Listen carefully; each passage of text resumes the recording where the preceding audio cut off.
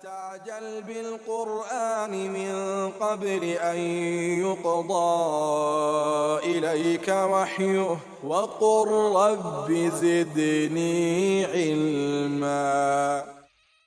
إن الحمد لله نحمده ونستعينه ونستغفره ونعوذ بالله من شرور أنفسنا وسيئات أعمالنا. من يهديه الله فلا مضل له ومن يضلل فلا هادي له، وأشهد أن لا إله إلا الله وحده لا شريك له، وأشهد أن محمدا عبده ورسوله. أما بعد.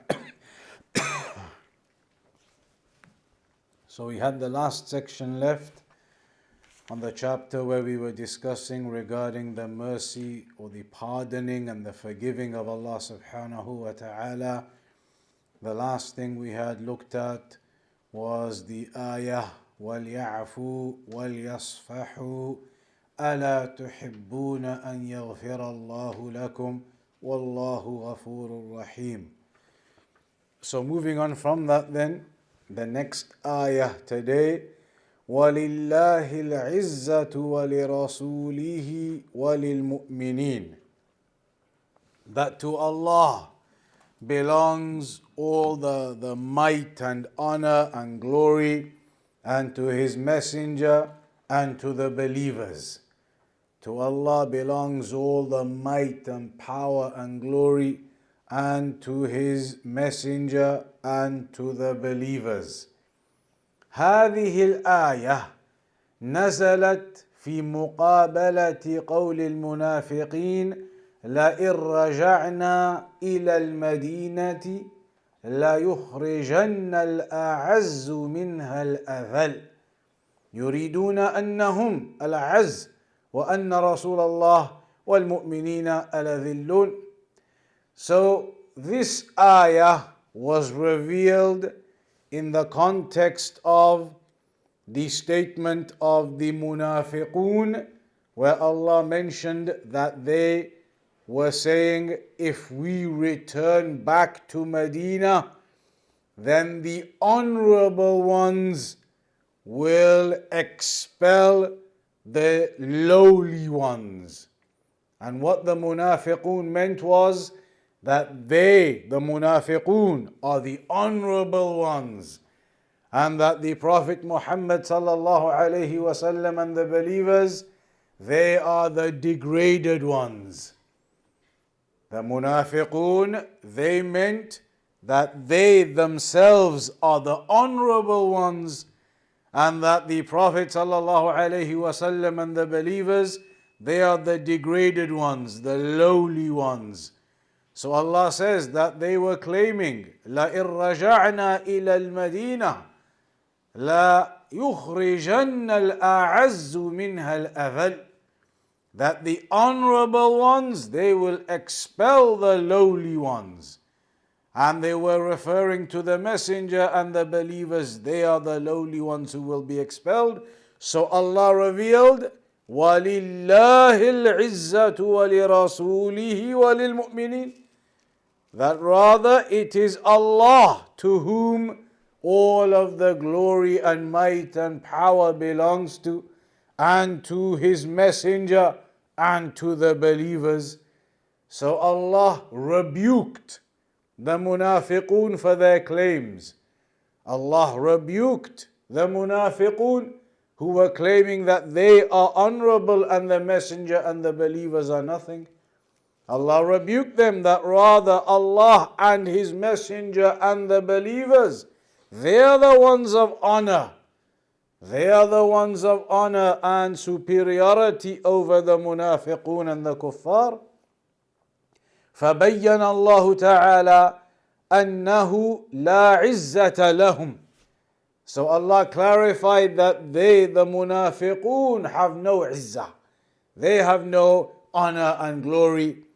فَضْلًا عَنْ أَنْ يَكُونُوا هُمْ الْعِزُّونَ. Let alone that they think they are going to be the honorable and the high ones. وَأَنَّ الْعِزَّةَ لِلَّهِ وَلِرَسُولِهِ وَلِلْمُؤْمِنِينَ. and that in fact the reality is the izzah, that might and power and glory and honor, that is for Allah and His Messenger and the believers. ومقتضى قول المنافقين أن الرسول صلى الله عليه وسلم والمؤمنين هم الذين يخرجون المنافقين لأنهم أهل العزة والمنافقين أهل الذلة، ولهذا كانوا يحسبون كل صيحة عليهم وذلك لذلهم وهلعهم، وكانوا إذا لقوا الذين آمنوا قالوا آمنا خوفا وجبنا، وإذا خلوا إلى شياطينهم قالوا إنا معكم إنما نحن مستهزئون، وهذا غاية الذل. So the reality is the opposite of what the munafiqun were claiming. The reality is that the izzah that is for the messenger and the believers, and they are the ones who are going to expel the munafiqun. Not that the munafiqun are going to have power and authority over the Prophet sallallahu alaihi wasallam. The munafiqun are the lowly ones, and that's why it is mentioned about them in the Quran. Allah tells us that when they used to meet the believers, the munafiqun, when they used to come across the believers, they would say, Amanna, that we believe too. We believe. But yet, when they used to separate and go away by themselves, then they would say to their people, they would say to the misguided ones, to the kuffar, that actually we are with you. Inna ma'akum. We were only mocking them. Innama nahnu mustahzi'un. We were only mocking them. We are actually with you. This was their state, and that shows the degradation they were upon, the lowly state of their hypocrisy that they were upon. That when they meet the believers, we are with you. But then when they go away, they say, no, we are with you. We were only mocking them. أَمَّا الْمُؤْمِنُونَ. But as for the believers, فَكَانُوا أَعِزَّاءَ بِدِينِهِمْ. The believers were always honorable with their religion. قال الله عنهم في مجادلة أو في مجادلة أهل الكتاب. Allah said regarding the believers in their dispute with the people of the book, or their debate with the people of the book, فَإِن تَوَلَّوْا فَقُولُوا اشْهَدُوا بِأَنَّا مُسْلِمُونَ. That if they turn away from you, then say, testify that indeed we are Muslims. With honor, فَيُعْلِنُونَهَا صَرِيحَةً. They make that known, open and apparent and clear that they are upon Islam. فَقُولُوا اشْهَدُوا بِأَنَّا مُسْلِمُونَ. لا يخافون في الله لومة لائم. They do not fear the blame of the ones who blame them. They do not fear the blame of the people. They are clear and open with their statement, we are indeed Muslims. Nothing to hide from, nothing to fear, and not fearing the blame of the ones who will put blame onto them. ففي هذه الآية الكريمة إثبات العزة لله سبحانه وتعالى. So this ayah, the point of it is, and the reason why Shaykh al-Islam ibn Taymiyyah rahimahullah ta'ala mentioned it here, is because it affirms the izzah to Allah subhanahu wa ta'ala, that Allah subhanahu wa ta'ala has that honor and glory and might and power that is for Allah. وذكر أهل العلم أن العزة تنقسم إلى ثلاثة أقسام. And the people of knowledge, the scholars, they have mentioned that Al-Izzah is of three categories. Al-Izzah is of three types. Firstly, Izzatul Qadr. معناه أن الله تعالى ذو قدر عزيز يعني لا نظير له. The first one is regarding the rank and the position and the status in regards to Allah subhanahu wa ta'ala. The izzah of Allah, meaning the rank, the station of Allah, that there is no comparable to Allah. There is no equal to Allah. There is no one, nothing that is resemblant or comparable to Allah in any way. That is one of the meanings of Allah having the izzah over and above all others, having that power and honor over and above all else. There is no one else comparable or resemblant to Him. That is one type of the meaning of izzah. The second type, izzatul qahr.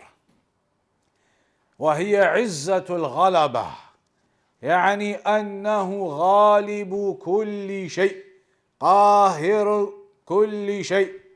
The second type is in regards to Allah's might and power and control over all things. The izzah of Allah in terms of Allah having the power and might over all things and control over all things and overwhelms all things. So He is the one غالب على كل شيء قاهر كل شيء. He is the one who is above everything and controls everything and has power and might over everything. The third type, عزة الامتناع. وهي أن الله تعالى يمتنع أن يناله سوء أو نقص، فهو مأخوذ من القوة والصلابة، ومنه قولهم أرض عزاز يعني قوية شديدة. The third meaning is the izzah, that honor, might, glory, power, that prevents any type of deficiency being associated to Allah. Allah, His izzah is such that no deficiency or shortcoming can ever be attributed to Him. That is the third type, izzatul imtina'. No evil, no deficiency, no shortcoming can ever be attributed to Him. And in the Arabic language as well, they use this type of phrase regarding the ground, indicating that the ground is strong and severe, strong and tough, and that nothing can harm it or penetrate it. هذه معاني العزة التي أثبتها الله تعالى لنفسه، وهي تدل على كمال قهره وسلطانه، وعلى كمال صفاته، وعلى تمام تنزهه عن النقص. These meanings of al-izzah, all three of those meanings of al-izzah, they are the ones that Allah subhanahu wa ta'ala has affirmed for Himself. Those are meanings of al-izzah that are affirmed to Allah within the Quran and the Sunnah. And it indicates the perfect and complete might and power of Allah and the perfection of the attributes of Allah and the complete perfection of Allah such that no deficiency or shortcoming overcomes Him. وَقَوْلُهُ, and in the ayah Allah had mentioned that the izzah is for Allah and for the messenger and for the believers.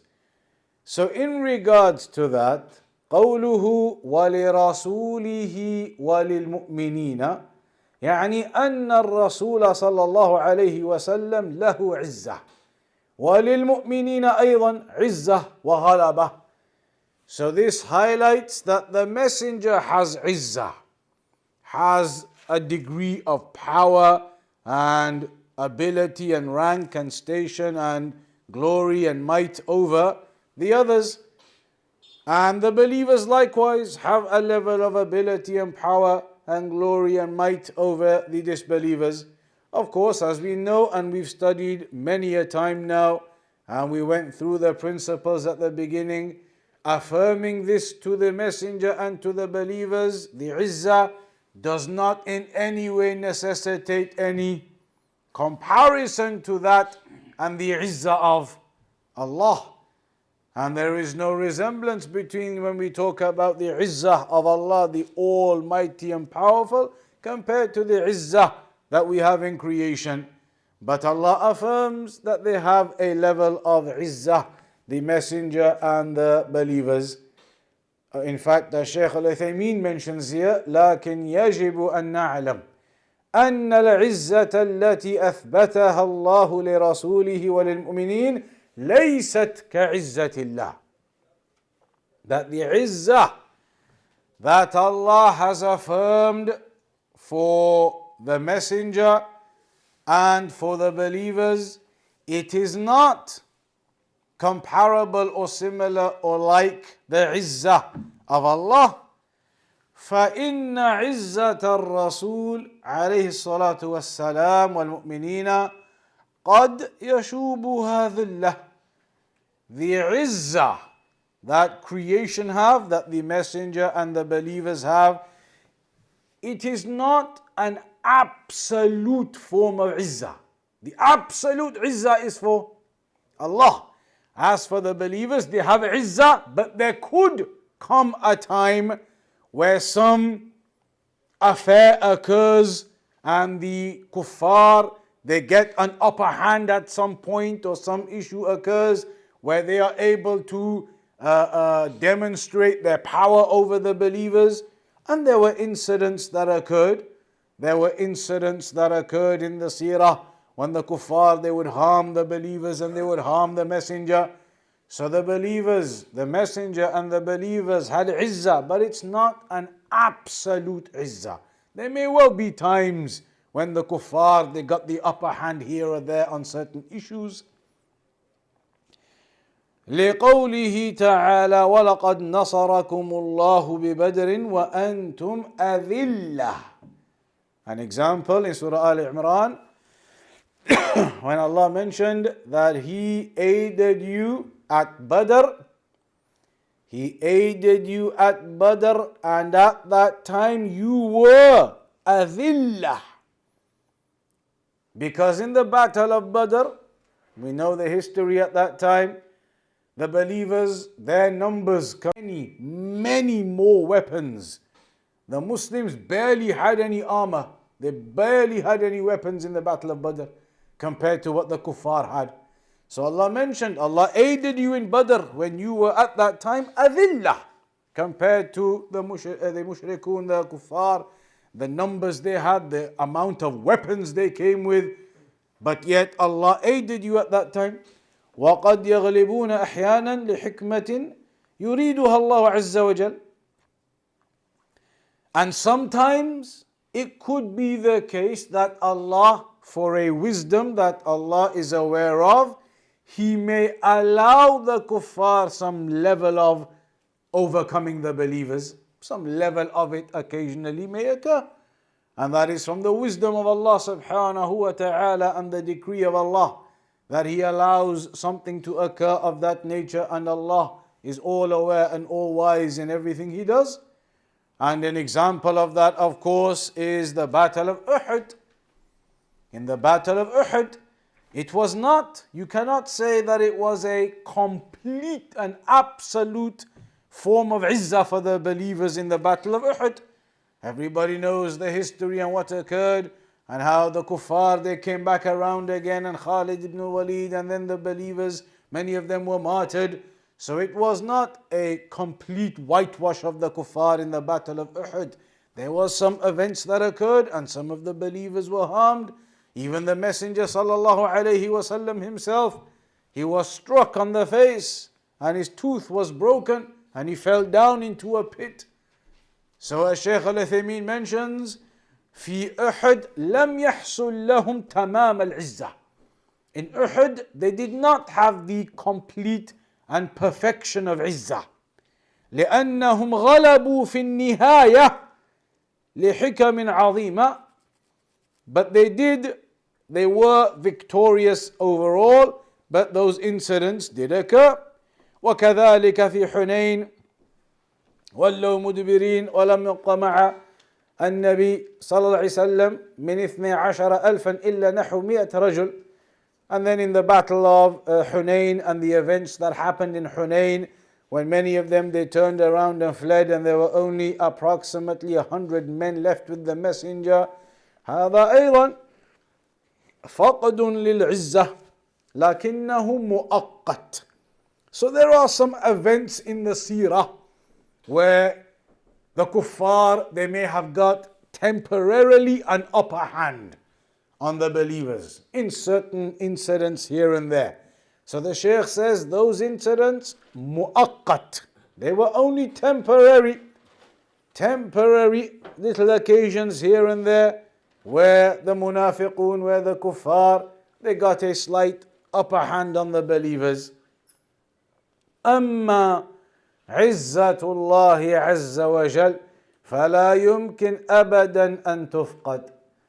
As for the izzah of Allah subhanahu wa ta'ala, then it is not possible whatsoever that it could ever be lost at any moment, even temporarily. وبهذا عرفنا أن العزة التي أثبتها الله لرسوله وللمؤمنين ليست كالعزة التي أثبتها لنفسه. So this highlights to us then with a few examples there that the izzah that is being affirmed for the messenger and for the believers, it is not like the izzah that is being affirmed to Allah subhanahu wa ta'ala, and there is no comparison and resemblance. وهذا أيضا يمكن أن يؤخذ من القاعدة العامة. And from this you can implement and apply the general rule anyway, وهي, which is أنه لا يلزم من اتفاق الاسمين أن يتماثل المسميان ولا من اتفاق الصفتين أن يتماثل الموصوفان. This we talked about right at the beginning of Al-Wasitiyyah. When we started right at the beginning and we were going through the principles, the qawa'id regarding al-asma'u wa sifat, we touched upon this. The Shaykh says the principle here, you remember, is that just because two things have the same name, it does not mean that those two things are actually the same thing. Two different things may have the same name to them, but their realities may not match up. And you remember that example about leg. A leg, if you say the word leg, the leg of an elephant and the leg of an ant, both of them is the word leg. But is the reality of the leg of an elephant comparable to the reality of the leg of an ant? They are completely different in their realities, yet the word is leg for both of them. So the Shaykh said, remember that principle. The name may be the same. We're saying Allah has izzah. We're saying the messenger and the believers have izzah. The same name. But the reality of that may not be, and it does not necessitate that it is the same.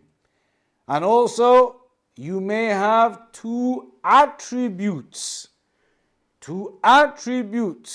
that are the same, and yet their realities may be different. Two attributes that are the same word, the same attribute, but their realities are in different ways. Again, you could give those kind of same examples. You could say that an elephant has the attribute of strength. No doubt, an elephant has the attribute of strength. Powerful animal.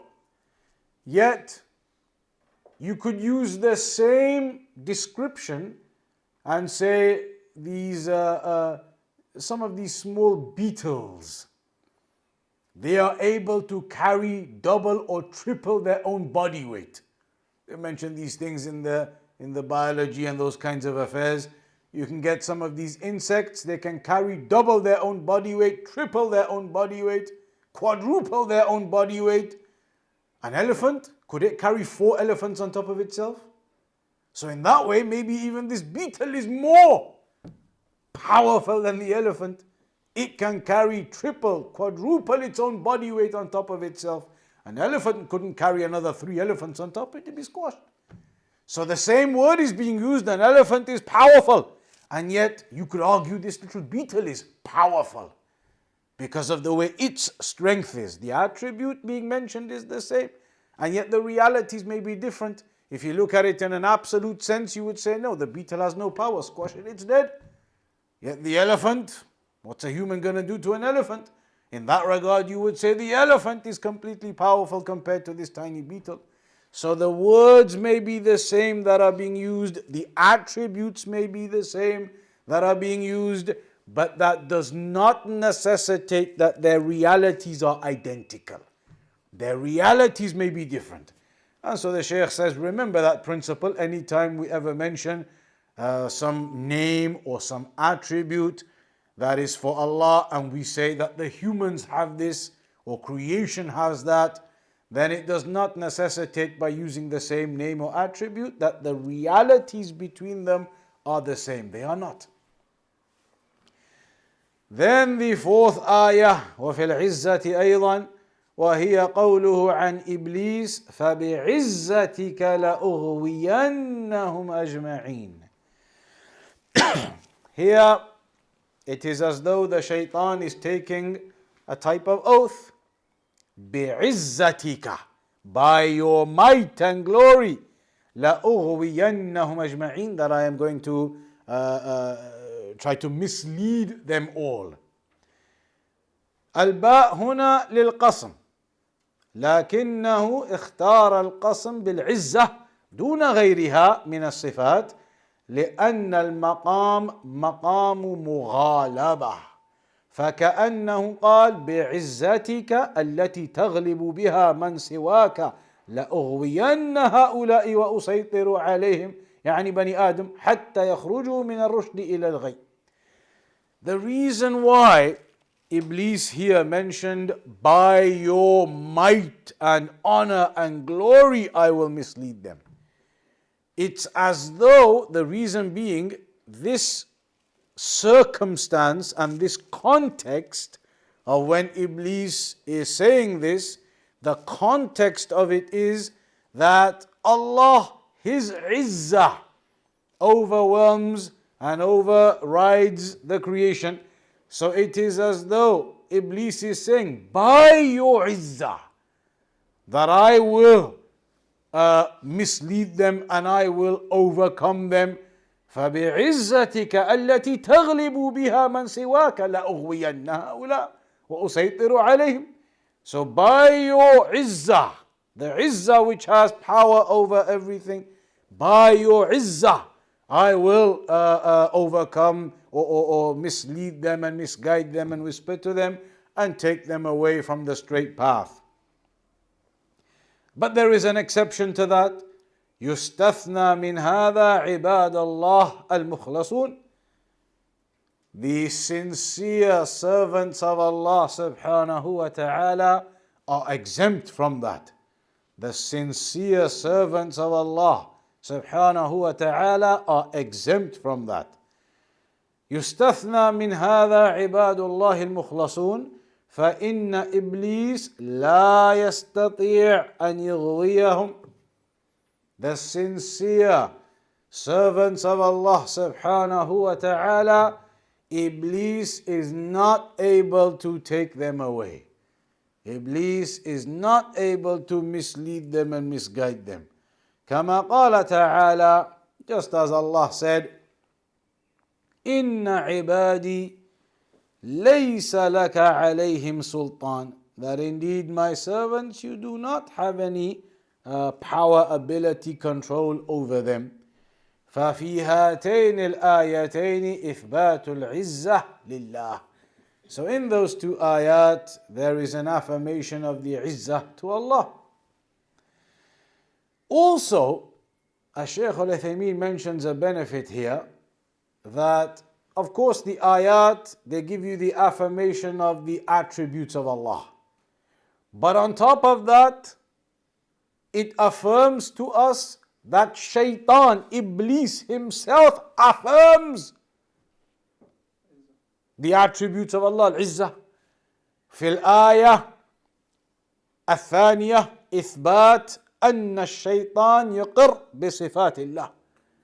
Shaitan himself acknowledges the attributes of Allah. Shaitan himself, بِعِزَّتِكَ, acknowledges the attributes of Allah subhanahu wa ta'ala.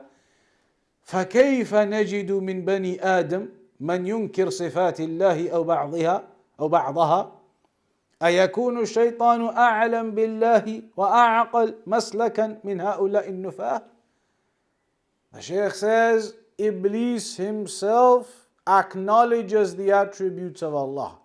So how can it be that there are those from the humans, Bani Adam, who reject the attributes of Allah or reject some of the attributes of Allah? The groups of innovation, there are some who reject all of the attributes of Allah, some who reject the names and the attributes of Allah, some who reject some of the names, some who reject some of the attributes. The Shaykh says these people who reject from mankind, is Iblis more knowledgeable than them about Allah? And Iblis is more intelligent in his pathway that he treads upon than these individuals who completely negate the attributes of Allah. Iblis has tread upon a pathway where he acknowledges the attributes of Allah, and yet these individuals, they come along rejecting and negating the attributes of Allah. The Shaykh says it is a strange affair that Iblis is more knowledgeable than you in regards to this, into the names and attributes of Allah. So, those were the sections regarding pardoning, forgiving, the section regarding Al-Izzah. But one thing that is important when it comes to learning about the names and attributes of Allah is that you don't just learn the names and attributes like it's mathematics or something. You learn this is an attribute, this is a name, this is an attribute, and like you're making a list and that's it. That isn't the purpose. On top of that, it is important to understand what are the fruits of these names and attributes. Now it is important to understand, what do you benefit? What do you benefit if you know about these attributes of Allah? Of Al-Afu, of pardoning and Al-Izzah. What benefit does a person get knowing that Allah has these names and attributes? It's important, the fruits, and the Shaykh, he mentions them now. He says, مَا نَسْتَفِيدُهُ مِنَ النَّاحِيَةِ الْمَسْلَكِيَّةِ. That for us now, what are the fruits of knowing this knowledge? What are the fruits of knowing it? فِي الْعَافُ وَالصَّفْحِ. In terms of the pardoning, when we learnt all about the pardoning and the ayat of pardoning, and you know in Ramadan all the time you make the dua, Allahumma innaka afuun tuhibbul afwa fa'fu anna. In fact, it reminds me, as they say, ash-shay'u bi-shay' yudhkar. It reminds me of a story of some people. They were going on holiday, on a flight to Morocco. And one of our brothers who we know was on the flight as well. And the flight started getting severe turbulence. Shaking around the aeroplane, up and down, shaking around like it's going to crash. Severe turbulence. And people were screaming and shouting and grabbing things, and it was becoming very rough, the flight. So one of the brothers who we know was on the flight, and he said, next to me there were these young people, clean shaven, wearing all these Western kind of clothes. They were Muslim, but you could tell they were not practicing or anything, the way they were talking, what they were doing on the whole flight. But when that happened, all of a sudden when this happened, the brother said to us, they were sat there, Allahumma innaka afuun tuhibbul afwa fa'fu anna. Allahumma innaka afuun tuhibbul afwa fa'fu anna. They started suddenly, mashallah, like the most knowledgeable people on the plane. And before that, they were like, what they were doing and how they were talking and swearing and other things, Allah alam, what they were behaving like. But as soon as that occurred, all of a sudden, Allahumma innaka afuun tuhibbul afwa fa'fu anna. And the brother was narrating to us, this is what they started doing. He said, I found it amusing. That how they were behaving before and how now they behave when they see this calamity maybe about to occur. So in Ramadan, when you make the dua, and it is mentioned in the hadith of Aisha also, Allahumma innaka afuun tuhibbul afwa fa'fu anna. So the Shaykh says, in regards to knowing that, what do you benefit knowing that Allah pardons? Huwa annana idha alimna anna Allah afuun. That if we know now that Allah is al-afu, wa annahu qadirun, and that He is the one all capable and pardoning, أوجب لنا ذلك أن نسأله العفو دائما. It then necessitates from us that we make dua asking Allah for the afu, that we regularly make dua asking Allah subhanahu wa ta'ala to pardon us and to forgive us. وأن نرجو منه العفو عما حصل منا من التقصير في الواجب, and that we hope for, we make dua and we hope for that pardon from Allah from the shortcomings that we have had in our obligations. This is something that you mentally now remember. You have shortcomings, then you make dua asking Allah for pardon on those affairs that occurred. And you fell short in obligations, wajibat. So you calling of Allah on the shortcomings in those wajibat. Amma al-izzah. As for knowing that Allah has al-izzah, and those types of al-izzah we mentioned. إِذَا عَلِمْنَا أَنَّ اللَّهَ عَزِيزٌ. If we know that Allah subhanahu wa ta'ala is Aziz, Al-Aziz, the one with izzah, the power, the might, the glory, the majesty. فَإِنَّنَا لَا يُمْكِنْ أَن نَفْعَلَ فِعْلًا نُحَارِبُ اللَّهَ فِيهِ. Then it should not be possible for us that we go down the path of committing actions that are at war against Allah. Doing actions in disobedience to Allah, sinning against Allah, treading upon a path in which we are in war against Allah, then a person who truly recognizes and realizes Allah is Aziz, then you would not dare to do things in disobedience to Allah and in war against Allah. That's why the scholars, they always mentioned the ayah regarding who are the people that truly fear Allah. إِنَّمَا يَخْشَى اللَّهَ مِنْ عِبَادِهِ الْعُلَمَاءُ. Everybody, every believer, every Muslim, you ask them, do you fear Allah? They're going to say, yes. Everybody will say, I fear Allah. Of course we fear Allah. Everybody will say that. But who are the ones who have that real high level of fear of Allah? Allah tells us in the Quran, إِنَّمَا يَخْشَى اللَّهَ مِنْ عِبَادِهِ الْعُلَمَاءُ. The scholars, Ahlul Ilm, the people of knowledge. Why? Why are they the ones who truly have that real fear of Allah? Because they are the ones who know about all of these names and attributes of Allah. They are the ones who have knowledge of all of these names and attributes of Allah. And when you have knowledge of all of these affairs and understanding and comprehension of all the names and attributes of Allah, then you realize that Allah is the oft forgiving, but that Allah is also Shadidul Iqab, severe in punishment. And so you have that fear of Allah more because you recognize who your Lord is more and you have an understanding of your Lord more. And so that is going to bring about a greater level of fear from your Lord for the one who has that level of knowledge. The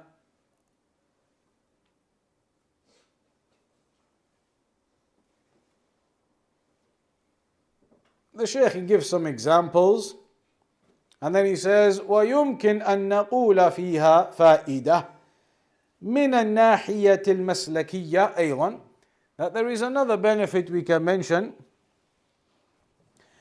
وهي أن الإنسان المؤمن ينبغي له أن يكون عزيزا في دينه. Another benefit from a different angle is that if you know about the izzah of Allah, and that Allah said the messenger and the believers have izzah, then you should in your religion try to be aziz, بحيث لا يذل أمام أحد من الناس كائن من كان, that you do not degrade yourself or lower yourself in front of the people. You have honor in your religion.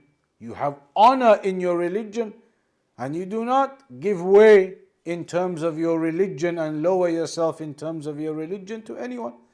Especially these days now, the way the world is, anybody can believe whatever they want to believe. Anybody can have whatever ideas they want, whatever beliefs they want, whatever philosophy they want, and you're not allowed to speak against anyone because it's discrimination, it's this, it's that, it's prejudice. So why are people ashamed or have any fear of being open about their religion? Be in honor with the religion. أن يكون عزيزا في دينه بحيث لا يضل أمام أحد من الناس كائن من كان إلا على المؤمنين فيكون عزيزا على الكفار ذليلا على المؤمنين. The only people that you lower yourself to and you humble yourself with are the believers. With the believers, you have that softness and lower yourself and be gentle and humble, but with respect to your religion. Then you are not going to lower yourself in your religion. You are not going to degrade yourself in your religion. You have honor for the religion and the practicing of Islam. And you know that Allah subhanahu wa ta'ala mentioned in the Quran that this is the chosen religion. Inna ad-deena inda Allahi al-Islam. That indeed the religion with Allah subhanahu wa ta'ala is al-Islam. وَمَنْ يَبْتَغِي غَيْرَ الْإِسْلَامِ دِينًا فَلَنْ يُقْبَلَ مِنْهُ. And Allah told us, if anybody seeks a religion other than Islam, then it will not be accepted from him. إِنَّ اللَّهَ اصْطَفَى لَكُمُ الدِّينَ فَلَا تَمُوتُنَّ إِلَّا وَأَنْتُمْ مُسْلِمُونَ. Allah selected for you the religion, so do not die, except that you are upon Islam as believers. And many ayat affirming how the prophets and messengers, they died upon that Tawheed and Islam. So the Shaykh says, one of the other benefits you gain from this, in knowing that Allah is Aziz, has Izzah, is that you be Aziz in your religion. Be upon that honor in your religion and do not be weak in your religion. This does not mean that a person does not have wisdom. Of course, you behave with wisdom in practicing your religion and giving da'wah to the people. It does not mean a person does whatever he wants and he says, I'm being Aziz in my religion, and has no wisdom or hikmah in how he behaves with the community or the people. But with wisdom and at the same time, no loss of your religion or lowering yourself from your religion. That brings us to the end of that chapter. And we can briefly maybe look at the next section as well. It says, إثبات. ذكر المؤلف رحمه الله آية في إثبات الاسم لله تعالى وآيات أخرى كثيرة في تنزيه الله تعالى ونفي المثيل عنه. آية إثبات الاسم تبارك اسم رب الخالقين, the best of the creators. And so, when this is mentioned in regards to the name of Allah, تبارك اسم ربك, معناها أن البركة تكون بسم الله.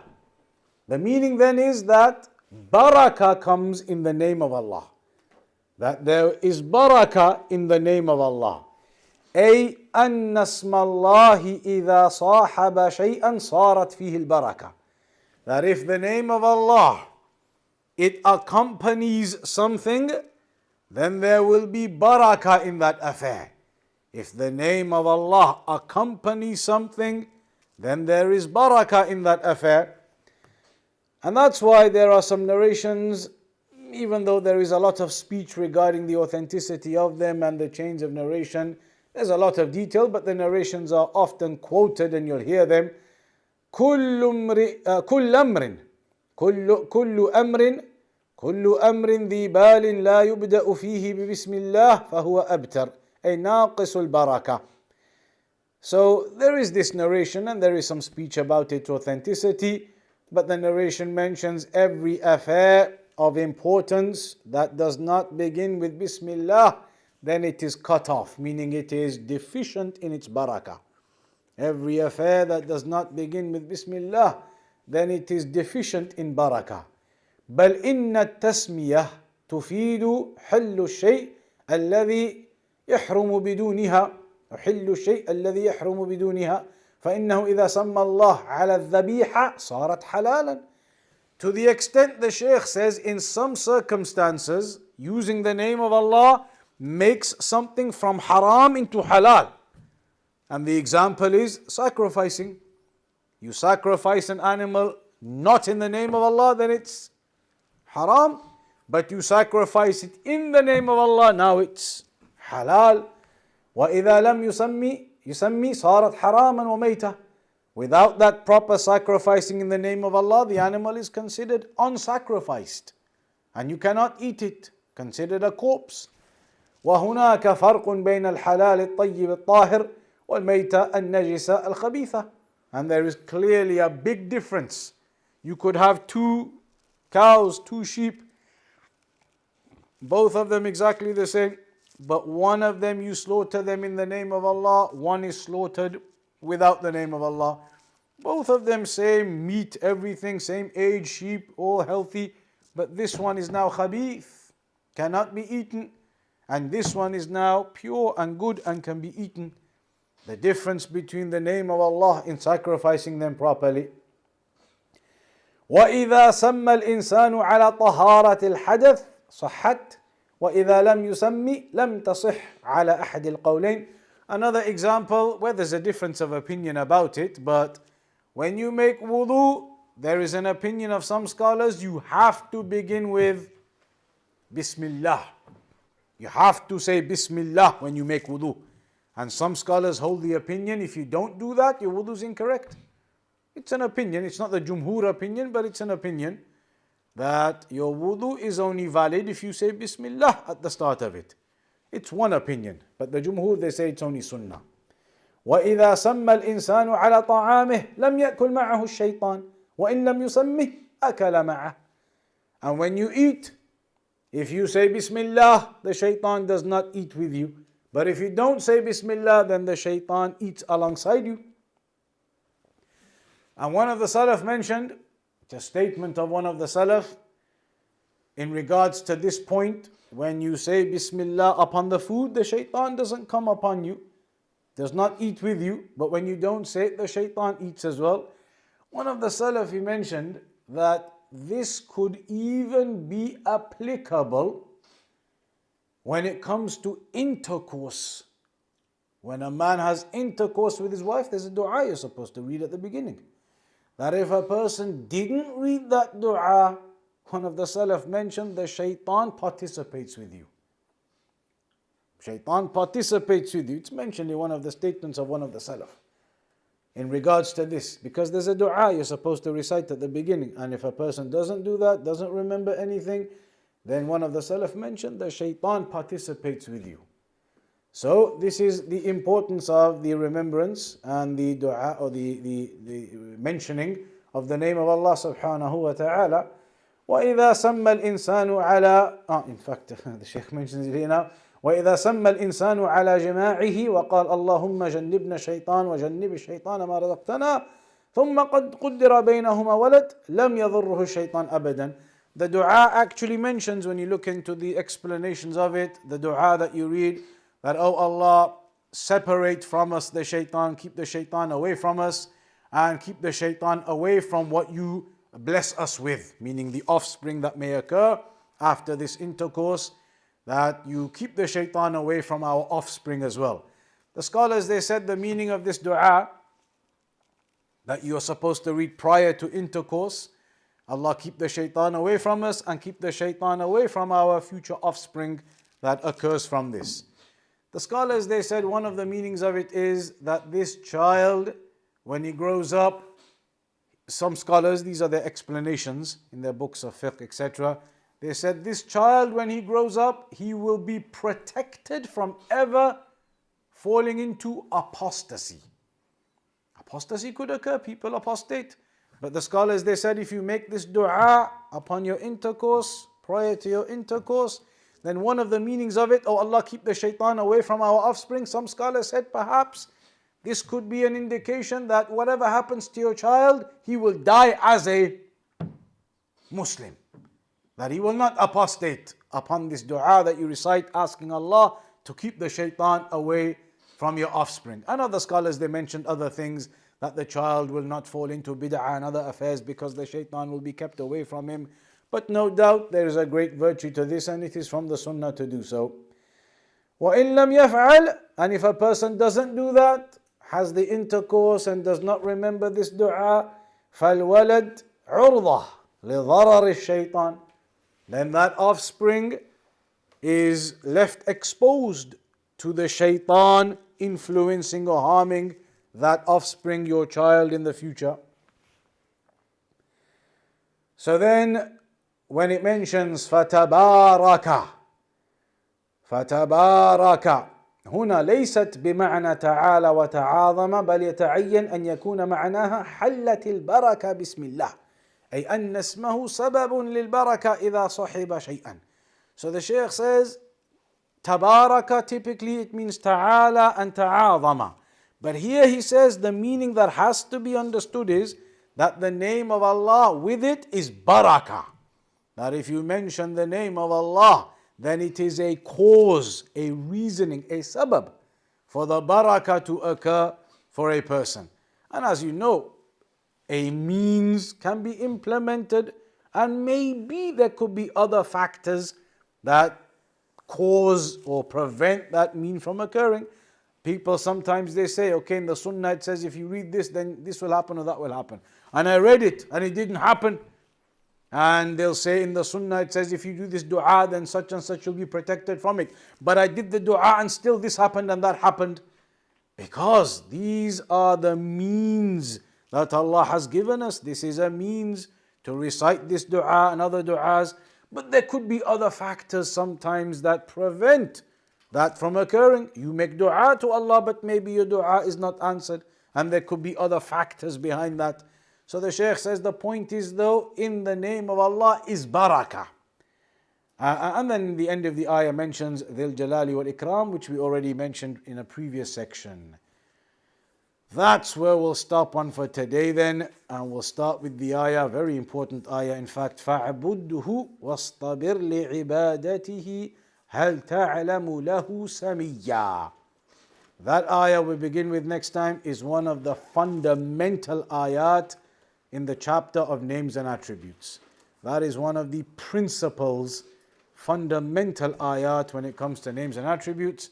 And we'll start with that one from next time, insha'Allah ta'ala. Wa sallallahu ala nabiyyina Muhammad wa ala alihi wa sahbihi wa sallam.